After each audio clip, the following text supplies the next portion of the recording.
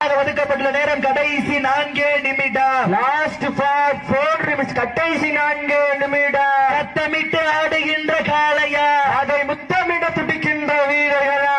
வீரர்களே, சத்தமா இல்லை முத்தமா என பொறுத்திருந்து பார்ப்போம்.